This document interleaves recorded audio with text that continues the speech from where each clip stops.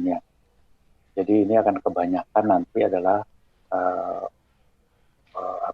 pengerjaan dengan membuat programming ya. Nah,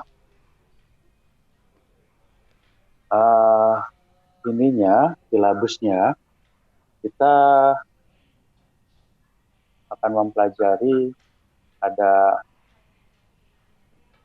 ini yang pertama, ini pendahuluan ya, modeling error analysis ini pendahuluan. Nah, nanti ini akan ada tugas untuk merangkum satu bagian dari buku ya. Bukunya nanti saya kasih itu sebagai buku utama, buku textbook. Nah, sedangkan yang buku-buku tambahan kalian boleh cari di luaran. Banyak kok itu sebenarnya. Terus berikutnya adalah tentang mencari akar persamaan. Mencari akar persamaan. Kalau persamaan kuadrat tentunya gampang sekali, kita pakai rumus ABC gitu ya. Nah, tapi kalau persamaannya sudah polinomial pangkat 4, mungkin agak sulit. Nah, kemudian yang berikutnya kita akan mempelajari tentang linear algebra equation. Ini persamaan linear, solusi persamaan linear. Misalkan contohnya kalau ini kita punya beberapa variabel persamaan dengan beberapa variabel yang sudah diketahui. Nah, kemudian kita harus mencari nilai xij-nya. Seperti itu. Itu solusi persamaan linear. Kemudian yang berikutnya, yang keempat adalah interpolasi. Nah, interpolasi ini kalau kita punya kumpulan data, hasil praktikum atau hasil percobaan di lab gitu ya. Nah, kemudian kita mau cari nilai tertentu di antara data-data yang sudah kita miliki. Itu adalah interpolasi. Nah, itu kita coba cari di situ. Nah, kemudian yang berikutnya integrasi. Nah, integral itu kita sudah pelajari secara matematis itu teknik-teknik integral ya. Nah, bagaimana kita bisa minta bantuan komputer untuk melakukan suatu integral yang mungkin fungsinya agak susah. Fungsinya agak susah untuk kita integrali. Maka kita bisa meminta bantuan komputer dengan programming. Ya. Kemudian yang berikutnya, yang keenam, diferensiasi. Nah, diferensiasi juga ini kita bisa menggunakan bantuan komputer. Dan yang ketujuh, OD, ordinary differential equation, atau persamaan diferensial biasa. Ini kita akan pelajari orde 1 dan juga sampai orde 2 ya. Akan pelajari. Nah, kemudian ada ujian tengah semester, kemudian ujian akhir. Nah, untuk kita kan ada 2 seksi mata kuliah kan, praktikum dan teori dan praktikum. Untuk ujian teori tentunya hanya berupa secara tertulis ya, secara tertulis. Kalau untuk praktikum tentunya berupa programming. Nah, saya harap kalian masih ingat tentang langkah-langkah membuat program. Dahiran, tolong kipas dong. Saya masih ingat, ada yang bisa sharing langkah-langkahnya apa aja?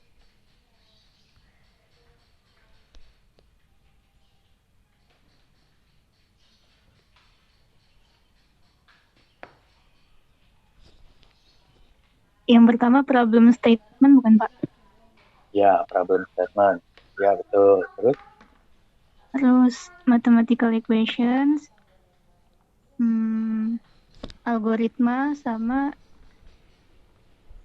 yang keempat flowchart ya Pak. Ya, yang keempat flowchart ya. Algoritma, pola pikirnya gimana, kemudian flowchart, kemudian yang kelima codingnya ya, membuat programnya itu sendiri ya. Oke, jadi kita tetap menggunakan hal itu. Jadi untuk programmingnya nanti tetap menggunakan 5 langkah itu untuk praktikumnya ya, menggunakan 5 langkah itu, dan ada bobot nilainya sama seperti praktikum pemrograman. Jadi ada bobot nilainya juga seperti itu. Oke.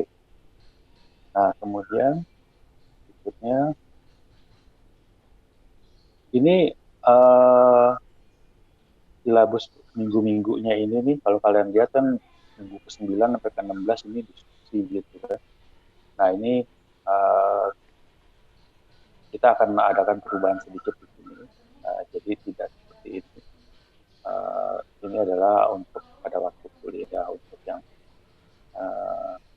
offline ya. Nah, untuk kuliah online nanti saya kasih tahu intinya, saya sharing rencana minggu per minggunya seperti apa. Tapi materinya adalah ini ya, materinya adalah ini. Nah, kemudian slide selanjutnya.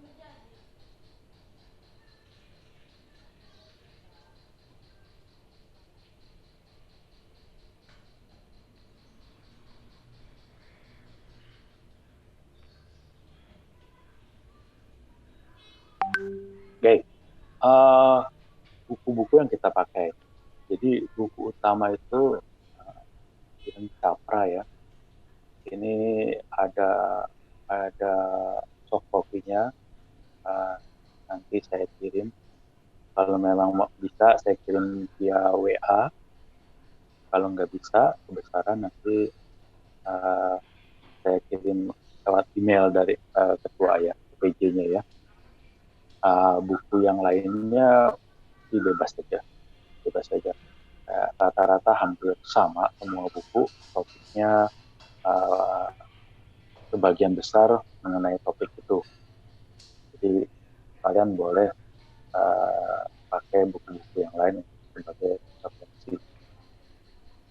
Oke.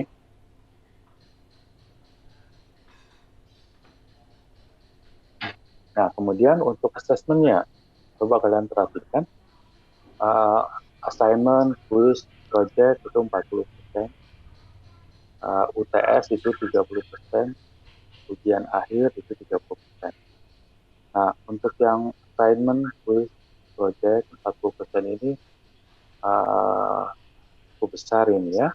Jadi nanti akan ada pembagiannya lagi, jadi ada partisipasinya juga seperti apa. Kalian tentunya kuliah online ini membutuhkan partisipasi yang agak berbeda ini. Jadi saya akan memperhatikan juga tentang bagaimana keaktifan kalian. Ya mungkin kalau nanti sudah saya buatkan akan ada presensi di Epsilon, kalian bisa melakukan absensi di sana presensinya. Atau kalau kita komunikasi via WA group selama perkuliahan, kita Zoom juga seperti ini. Tentunya saya akan mempunyai catatan pribadi sendiri pada siapa-siapa yang saya mintakan untuk partisipasi ya, akan ditanya atau apa gitu. Jadi kalau misalkan ditanya kemudian lama menjawabnya atau bahkan tidak menjawab, ya saya akan catat sendiri ya. Ya emang ini satu hal yang butuh kesadaran sendiri. Nah kemudian untuk tugas-tugas assignment-nya itu nanti akan ada due date-nya. Nah tentunya kalau mengumpulkan uh, sebelum waktu yang ditentukan itu bisa lebih baik. Kalau melewati dari waktu yang ditentukan itu akan kena penalti, ya. Kena penalti seperti itu. Jadi uh, seperti itu. Ada pertanyaan kah?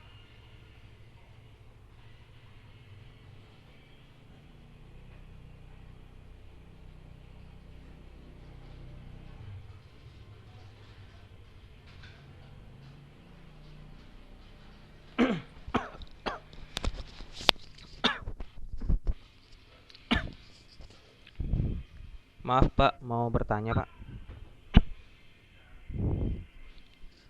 Coba sebutin nama dulu deh biar saya tahu. Namanya Noval Pak, Noval Hibatullah dari Pendidikan Fisika 2019. Ya, gimana Nova? Saya mau bertanya terkait jadwal Pak. Di sini jadwal yang dikasih Pak Esmar itu untuk fisika komputasi di hari Jumat itu bentrok Pak dengan fisika matematika Prof Made. Itu bagaimana ya Pak? Uh, Agak susah juga ya. Harusnya kalau uh,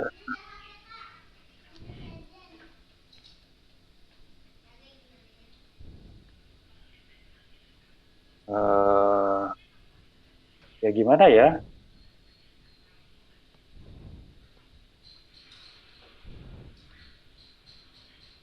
Semua sekelas. Iya, Pak.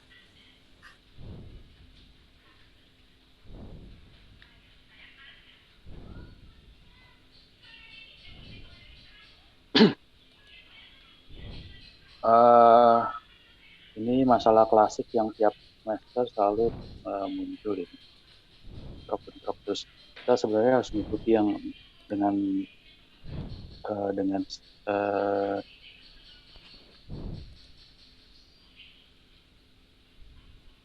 terus hari Jumat itu kalian kosong jam berapa? Kalau di hari Jumat itu kalau dimajuin jadi jam 1 kosong Pak. Oke, boleh jam 1. Tapi kita 3 SKS loh, berarti Prof. Made mundur sedikit ya. Ya maksudnya Prof. Made nggak mulai jam 1, tapi nggak mulai jam 3 persis dong. Misalkan jam 3 lebih dikit lah gitu. Kalau dipindah hari gimana Pak? Biar takutnya kan Prof Made dari Bali ya Pak. Di Bali. Jamnya juga lebih duluan di sana. Jadi takut kesorean Profnya Pak. Nggak apa-apa. Kan cuma mundur palingan 10 menit atau 20 menit. Iya kan?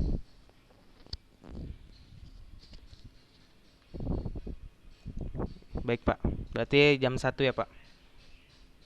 Ya jadi kita pindah hari Jumat jam 1 ya.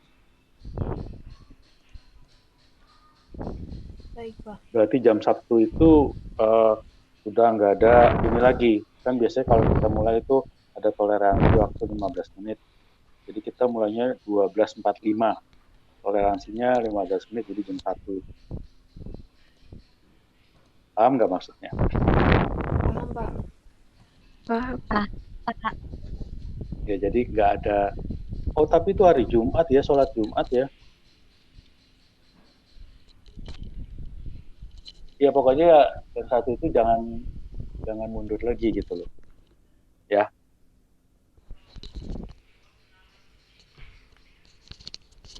gimana? Oke?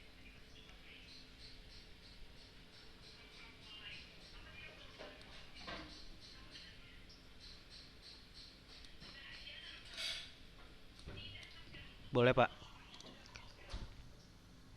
Oke. Ada hal lain?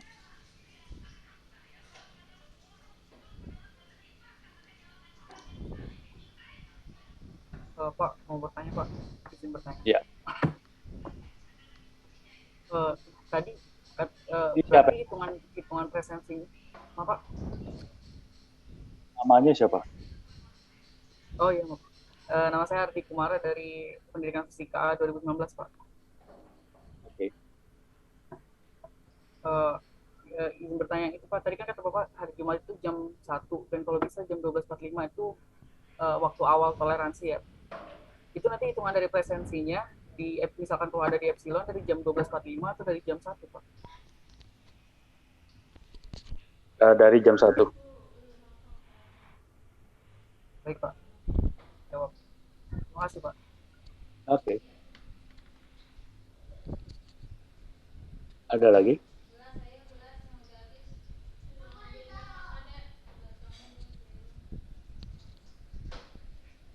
Oke, kita lanjutkan ya. Kita lanjutkan.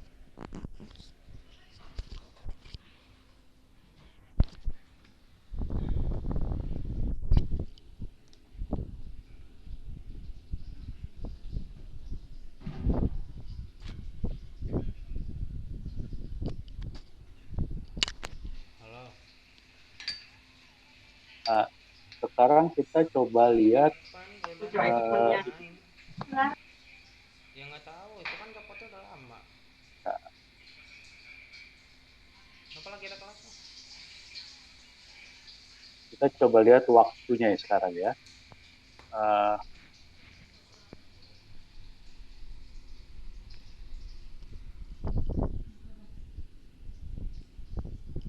Roda yang copot. Roda. Ini perencanaan time schedule-nya seperti gini. Coba kita lihat.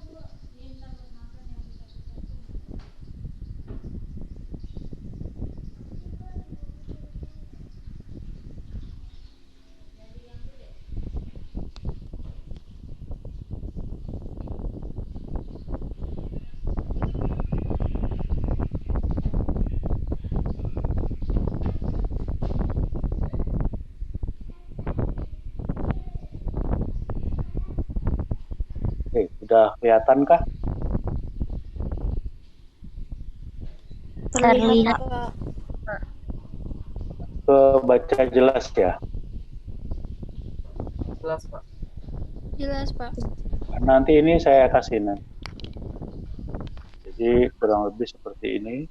Karena kita mulai jadwalnya adalah untuk praktikum duluan, jadi perkenalan silabusnya saya gabungkan di sini ya. Jadi nanti, ini masih tanggal 5. Kita tidak berubah hari kan, cuma berubah jam kan? Iya Pak. Harinya masih sama, tetap Jumat kan? Oke, jadi kita ada untuk teorinya ini kita akan bahas tentang modeling dan error ya. Modeling dan error ini ada di buku, nanti saya tunjukkan bukunya. Nanti saya minta kalian membuat tugas pertamanya untuk rangkuman dari tentang modeling ini ya, tentang modeling. Oke. Nah, jadi kita untuk kira-kira modul-modulnya seperti gini, mungkin kalian bisa lihat begini. Ya. Ini sudah ada yang teori, ada beberapa kali hari libur ya. Kalau yang praktik kita nggak bisa cuma hari libur.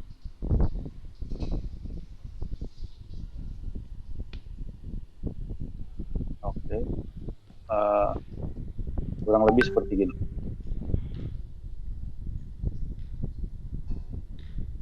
Nah, sekarang saya tunjukkan bukunya.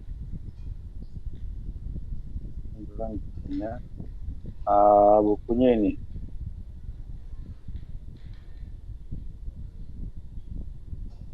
Jadi numerical method for engineers. Ini bukunya.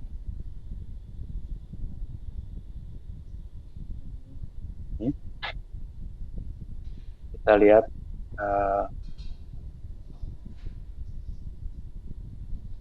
coba kita lihat bab-babnya. Ini modeling komputer error analysis ya.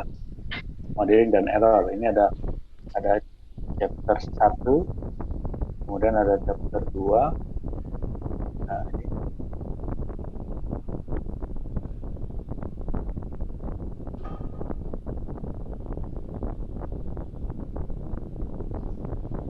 Oke. Nah, tugas kalian adalah, ini bukan untuk tugas hari Jumat ya, untuk hari Senin berikutnya aja.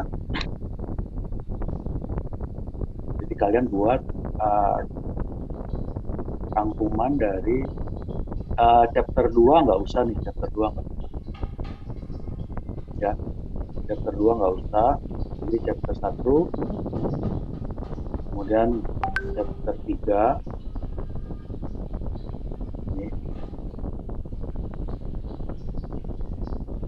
Ini untuk hari Jumat ini 2 aja nih, chapter 1 sama chapter 3. Nanti lanjutannya chapter 4 sama epilog ini untuk hari Senin depannya lagi ya.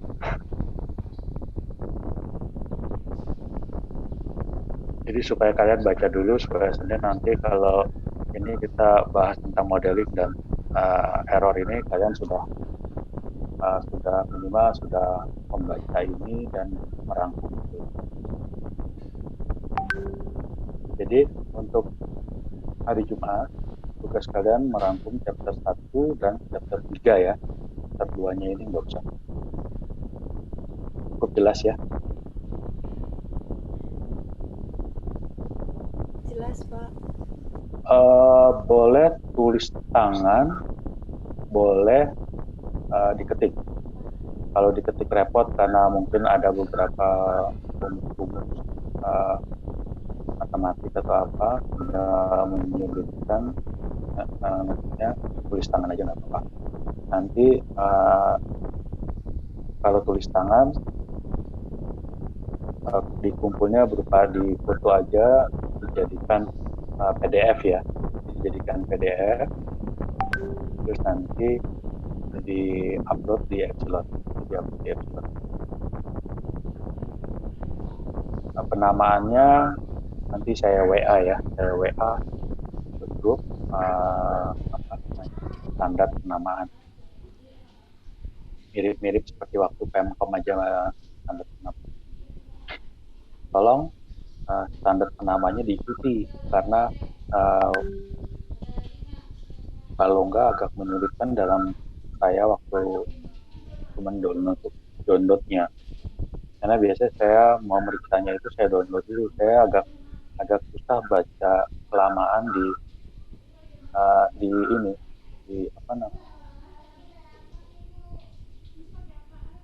secara online gitu. Lebih baik saya download dulu gitu. Sudah cukup jelas ya untuk tugas ini ya.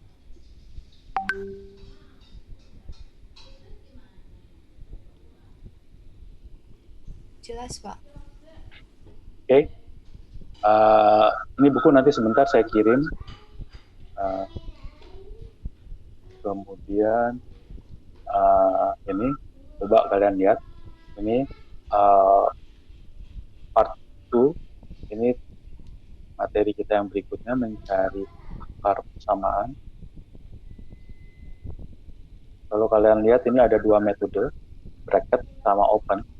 Bracket sendiri ada beberapa metode, ada detection, ada fault position.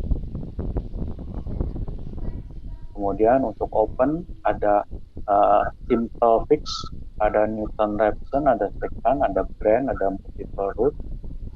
Nah, tentunya kita nggak akan sempat belajar semua lengkap. Jadi mungkin dari satu, misalkan dari bracketing method ini kita hanya belajar satu saja. Nah, yang the false position-nya gimana? Yaitu kalian silakan pelajari sendiri. Ya, mungkin itu akan menjadi tugas membuat cuma pelajari sendiri dari metode yang lain. Nah, mungkin juga bukan berarti kalau yang tidak kita bahas itu kemudian tidak keluar di dalam suatu ujiannya, saya keluarin. Seperti itu ya. Oke, sampai sini ada pertanyaan? Izin bertanya, Pak. Jadi, ya silakan. Siapa namanya? Saya Eva Aulia dari Prodi Pendidikan Fisika 2019. Izin bertanya mengenai tugasnya tadi, Pak. Kan tadi tugasnya boleh ditulis tangan, boleh juga diketik. Untuk yang ditulis tangan, itu pengerjaannya di kertas AVSK atau di kertas folio atau boleh di buku atau dibebaskan, Pak? Boleh di buku, kayak kalian punya buku catatan gitu, boleh di kertas HVS folio bergaris saja. Soalnya kalau nggak bergaris nanti tulisan kalian naik turun kan nggak beraturan ya. Terus yang pasti tolong kasih nama di depan, nama lengkap itu sama nomor mahasiswanya ya. Pasti nanti penamaan filenya nanti ada, biasa masih ingat kan waktu Pemkom ada ABC itu ABC XIZ ya, XIZ itu sebagai inisial dari nama. Misalkan tadi ini Ardi Kumara, AK, satu lagi kalau mau dilengkapin 3 juga boleh, Ardi Kumara mau pakai apa belakang gitu loh. Misalkan kamu nih Eva Aulia EA, kalau ada namanya ada 3 ya, contohnya Amira Zahra ini Aza gitu kan, jadi pakai Aza. Jadi terus ada nomor induk mahasiswanya, karena kadang-kadang akronimnya sama ya kan, jadi pakai nomor mahasiswa juga. Jadi kalau udah seperti itu pasti nggak sama. Cukup jelas Pak? Baik, Pak. Jelas, Pak. Izin, Pak, mau nanya lagi terkait tugasnya itu, rangkumannya apakah ada batasan minimal dan maksimalnya, Pak? Izin, maksudnya misal untuk yang chapter 1, iya chapter 1 semisal minimal 2 halaman atau gimana gitu, Pak? Enggak ada batasan seperti itu. Apa yang pasti ini bukan menerjemahkan ya, jadi kalian jangan sampai kalian misalkan pakai Google Translate terjemahkan itu, ini bukan tugas menerjemahkan. Jadi ini membuat rangkuman bahwa kalian baca, ngambil intisarinya seperti gitu ya. Baik Pak, jadi terima kasih Pak. Saya harapkan kalian kerjain sendiri karena ini untuk kepentingan kalian sendiri. Ya. Baik Pak, terima kasih Pak. Ya. Anak saya yang masih kuliah nih, yang bungsu itu di FKG itu tugasnya tuh buku textbooknya tebal-tebal banget. Kalian ngebayangin nggak kuliah dosennya presentasi dengan Zoom gitu, kemudian tugasnya buat rangkuman dari buku itu atau apa. Bukunya tebal banget dan semuanya hampir semua isinya kan hafalan kan. Nah, kalau kita beruntung fisika, meskipun bukunya ini kalau kalian lihat nih bukunya tebal banget tuh, 900 halaman. Tapi sebenarnya kalau konsep atau intinya tipis dia, cuman banyak kata-kata aja, banyak kalimat. Nah, beda kalau dengan kedokteran. Kalau kedokteran mungkin kalimat itu yang penting. Oke, ada lagi?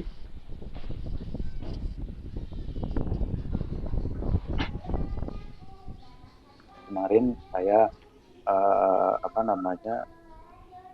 ini ada seminar pembelajaran online dari UNJ ya. itu yang bicara dokter profesor dokter siapa gitu ahli teknologi pendidikan. Dia juga yang dipakai oleh UNJ untuk kembangin ini online sistem kita. Jadi sebenarnya UNJ sendiri punya yang mungkin kalau kalian ngambil MKU, MKDK itu pakai LMS dari UNJ kan. Nah, itu kalau yang Epsilon kan itu LMS dari Prodi. Itu salah satu yang dibahas itu adalah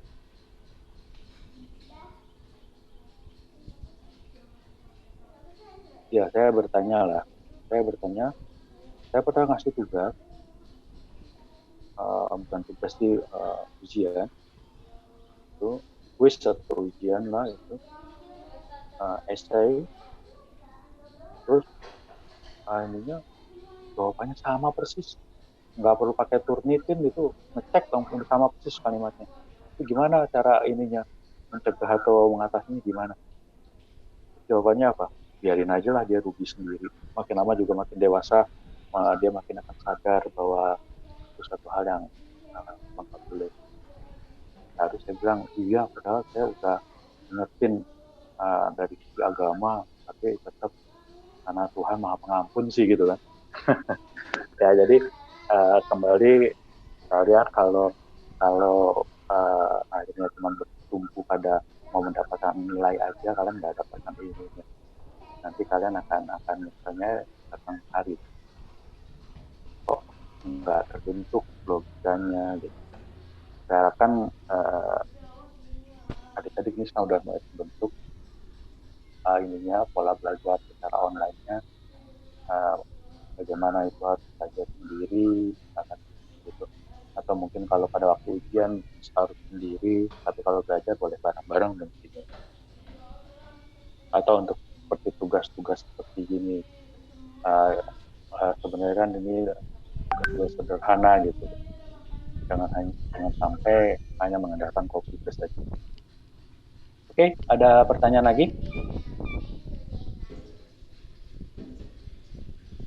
Kalau enggak kita lanjutkan ke materi pertama.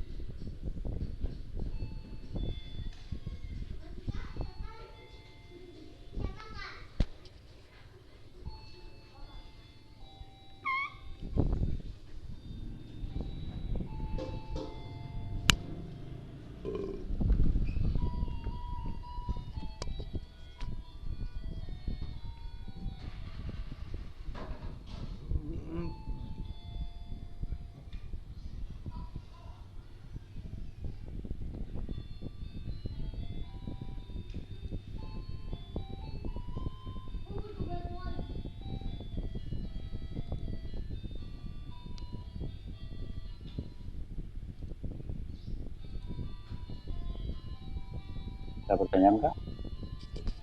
Tidak ada, Pak. Tidak ada.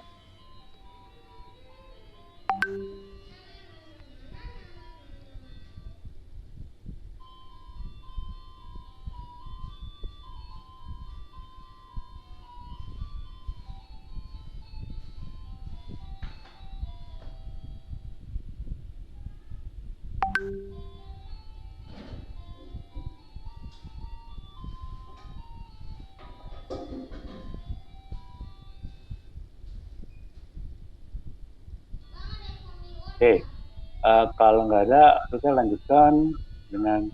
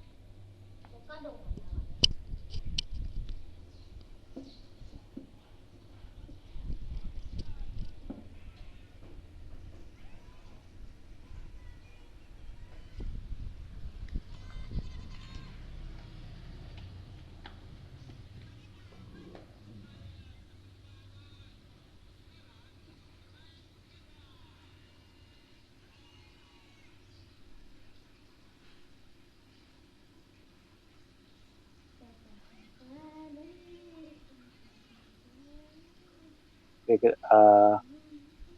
saya sharing lagi ya. Saya sharing lagi.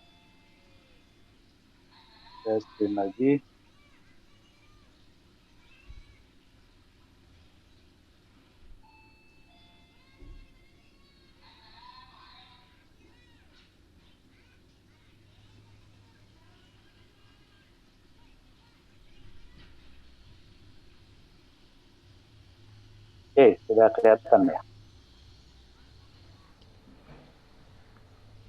Sudah, Pak. Sudah.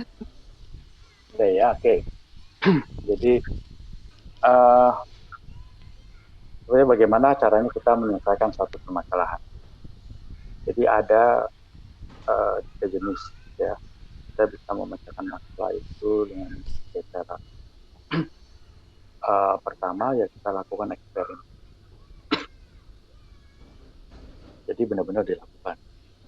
Kendalanya apa dalam melakukan eksperimen ini? Kadang eksperimen itu mahal. Kemudian kadang eksperimen itu membutuhkan waktu. Kadang eksperimen itu agak susah dilakukan karena berbahaya. Misalkan contohnya kalau untuk yang berkaitan dengan tanur nuklir misalkan tentang fusi atau fisi. Kalau kita mau uji coba tentunya ini berbahaya seperti itu ya. Kemudian kadang juga eksperimen ini tidak kelihatan gerakannya atau terlalu cepat atau terlalu lambat. Kan kadang seperti itu kan, terlalu lambat misalkan lempeng bumi ini bergerak loh sebenarnya. Nah ini kita nggak bisa lihat. Kalau nggak kita buat simulasinya, kita nggak bisa lihat bahwa kita nih ada lempeng yang bergerak. Dan tumbukan antar lempeng itu membuat suatu gesekan yang bisa menimbulkan gempa bumi atau apa, nggak kelihatan. Seperti itu. Jadi eksperimen itu adalah suatu hal yang paling tepat melakukan eksperimen. Tapi kadang mahal. Dan contoh gini, kalau saya melepas sesuatu, katakan bola, saya berdiri di atas meja, saya lepasin bola, maka bola itu akan bola dari diam akan jatuh, geraknya menjadi gerak apa? Menjadi gerak GLBB kan, gerak terus berubah beraturan kan? Iya, Pak. Kira-kira kalau saya lepasnya makin tinggi, apakah bola itu sampai di sana makin cepat? Kecepatan bola saat menyentuh tanah itu makin cepat atau enggak? Kalau saya lepasnya dari atas, berdiri di atas meja, sama saya melepas bola itu dari atap genting. Saya berdiri di atap genting, saya lepas bola yang sama, bola kaki misalkan. Saya lepas, kalian bayangin saya lepas bola itu jatuh sampai di lantai. Kemudian bola yang sama saya lepas di atas genteng. Kira-kira gimana cepatnya? Lebih cepat mana? Sampai di tanah. Cepat yang dekat sini.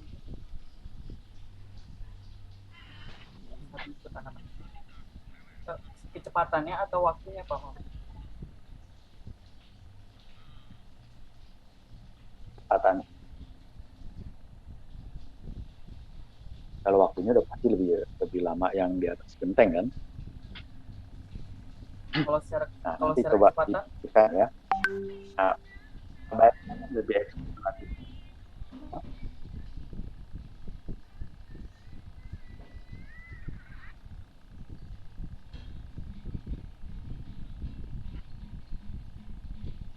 Bayangkan kalau hal yang lebih ekstrim lagi.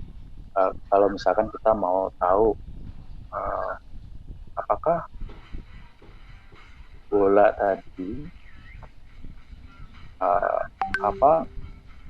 misalkan saya ambil bola basket lah, bola basket dengan diameter tertentu kan. Kemudian satu lagi bola bowling. Nah, misalnya gitu, bola bowling diameternya anggap sama lah dengan bola basket. Anggap bolanya diameternya sama. Cuman beratnya beda kan, bola berat banget kan. Nah, itu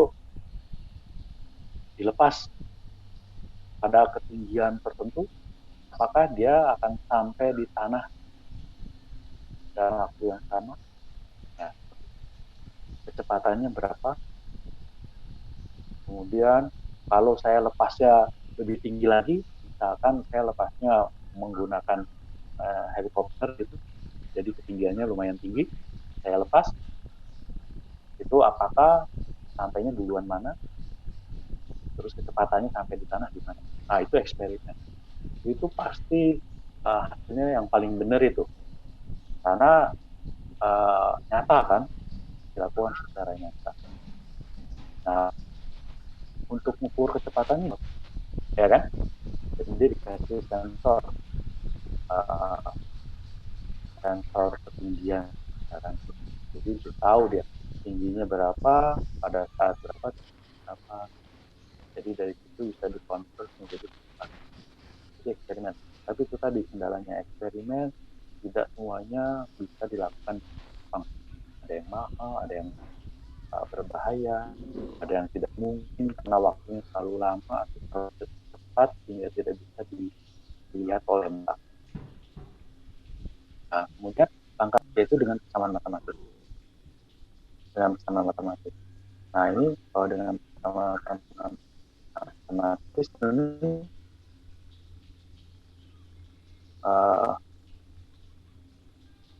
misalkan contoh tadi bola jatuh itu tadi, itu kan kalau persamaan matematik itu kan hukum Newton kan, hukum utamanya adalah F sama dengan MA gitu kan, itu kan hukum utamanya.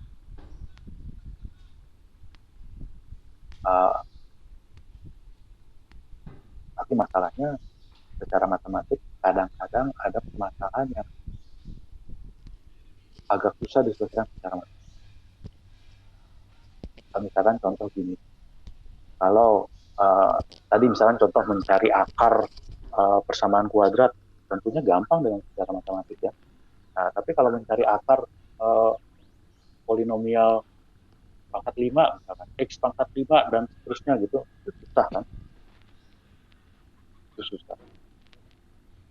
Atau mungkin juga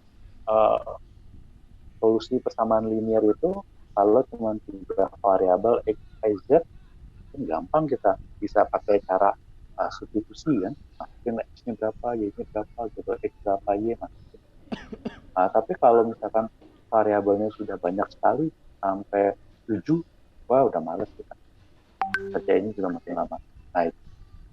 Nah, ada cara ketiga, yaitu dengan numerical method. Nah, ini yang akan kita pelajari sebenarnya. Ya. Nah, cara menyelesaikannya gimana? Ya, seperti halnya kalau dengan bantuan komputer, kita tahu sama problem description-nya jelas apa sih masalahnya, apa yang mau dicari. Kemudian kita coba buat mathematical model. Nah, tentunya ini dengan ada teori, ada datanya ya.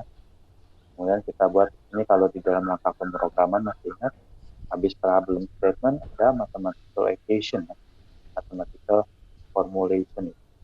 Habis itu buat programnya. Nah, buat programnya itu sebenarnya langkah buat program itu harus diawali dengan tadi gimana ininya, algoritmanya, pola pikirnya, gimana flowchart-nya, penggambaran algoritma secara bagas flowchart-nya. Kemudian gimana buat codingnya, habis itu jalanin, baru kita tes dan tes. Ini adalah langkah-langkahnya.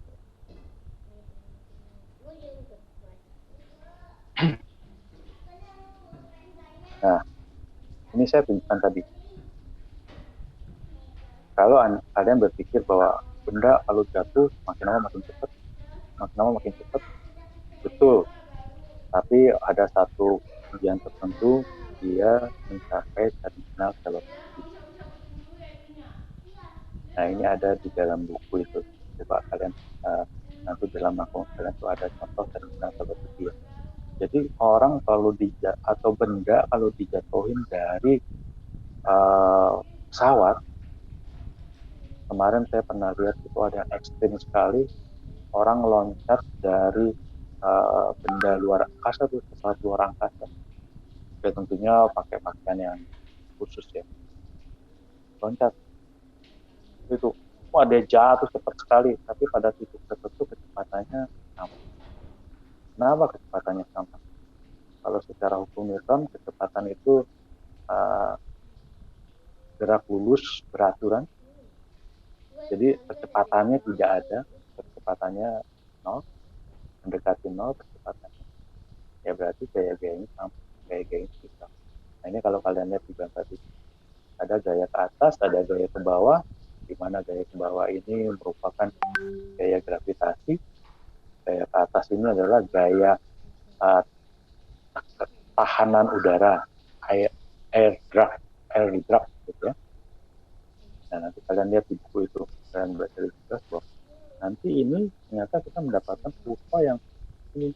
Pertama kali orang itu jatuh, penerjun ini jatuh, kecepatannya tinggi, tapi setelah itu dia akan landai, akan terminal, kecepatannya sama terus.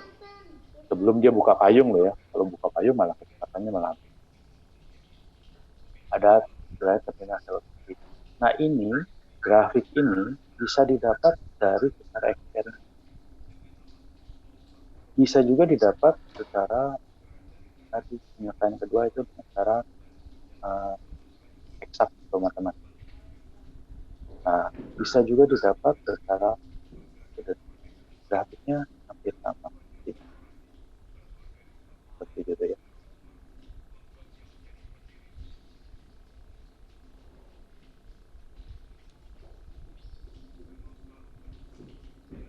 Oke. Ini kalau secara analitik seperti ini hukum Newton-nya kan.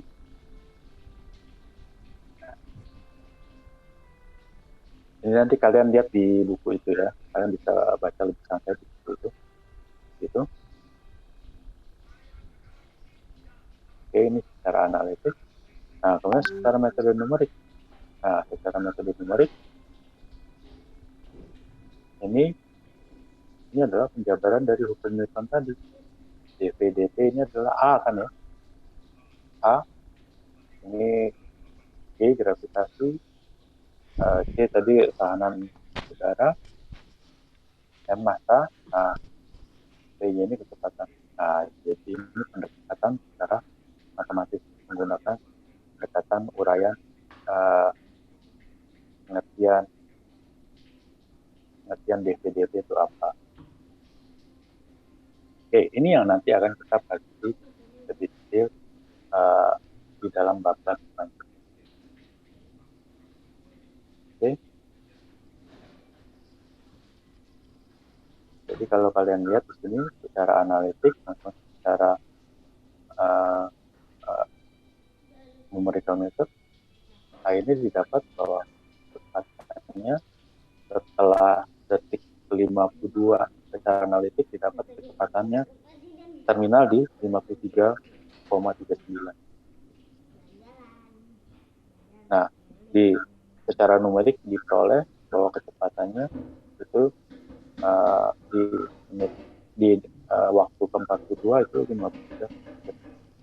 Jadi sama nih jawaban. Kalau kita lihat dari tabelnya juga sama. Ya, jadi seperti itu ya. Oke, sampai sini ada pertanyaan?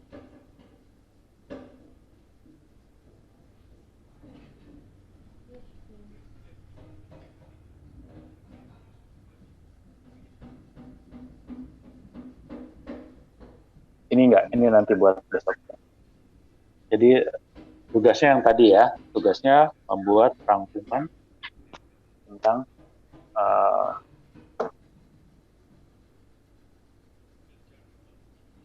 1, chapter 1 dan chapter 3.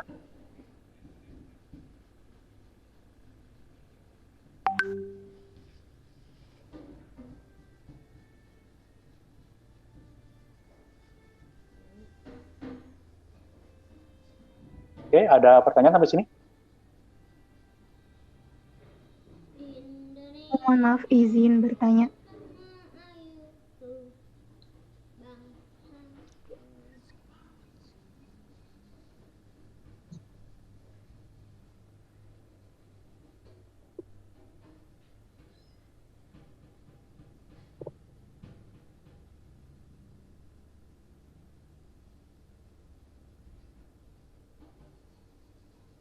Mau bertanya apa? Ya. Jadi numerical method ini bisa dibilang sebagai solusi dari eksperimen sama analytical atau exact itu kan ya Pak? Iya, alternatif ya, yang bisa lebih handal, karena kita dengan berbantuan komputer, seperti kalian tahu, komputer itu kan makin lama makin canggih, makin cepat dalam menghitung, bisa menggunakan data yang banyak banget, seperti gitu kan, dan nggak pernah capek, nggak pernah ngeluh. Ya, dan sebenarnya jauh lebih murah. Kalau dari contoh yang tadi saya masih agak kurang paham Pak. Saat di numerical method itu kalau dari eksperimennya tuh apa yang dia gunakan gitu Pak? Maksudnya apa yang digunakan, maksudnya apa? Tadi kan kalau saya lihat di contoh yang numerical methodnya itu ada angka-angka itu jelas dari analytical atau exactnya itu. Nah, kalau dari eksperimennya itu, maksudnya dari sisi eksperimen, apakah itu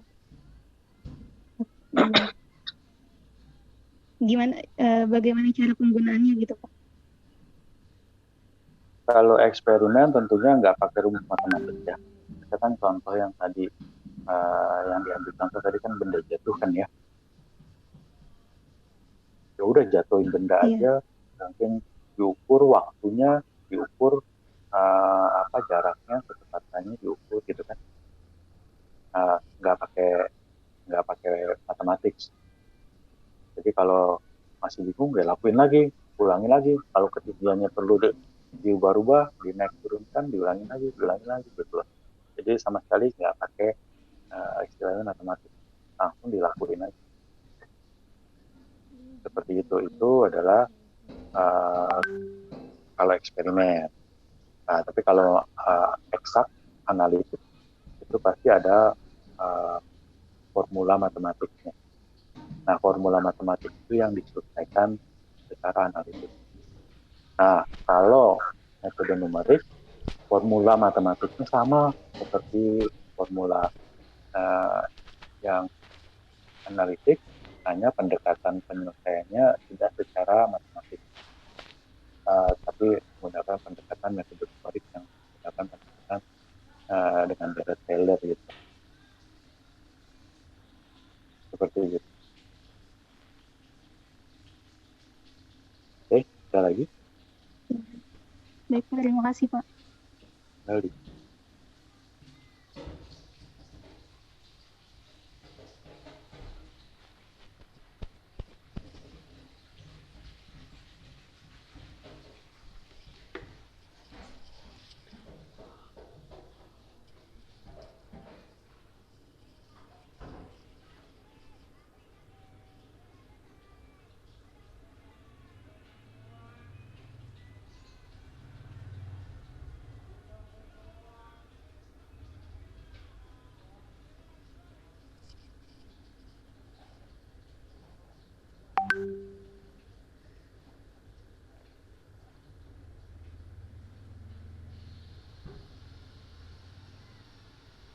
Oke, kalau nggak ada pertanyaan, saya kira untuk pertemuan pertama ini saya cukupkan dulu sampai di sini. kita ketemu hari Jumat, ya, hari Jumat jam 1 ya. Hari Jumat jam 1, saya akan coba buatkan epsilonnya untuk tugas-tugasnya itu. Ini adalah, ini kita belum praktikum nih, ini masih kita bahas teori kan. Jadi tugas rangkuman yang tadi itu adalah bagian dari tugas teori. Tapi nanti di epsilonnya saya akan buat 2 praktikum dan teori berbeda. Tapi untuk tugas ini nanti masuknya ke dalam yang teori ya.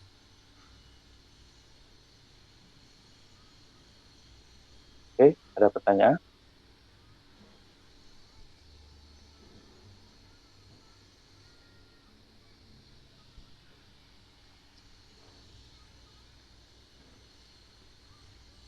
Oke, kalau nggak ada pertanyaan, saya akhiri sampai di sini.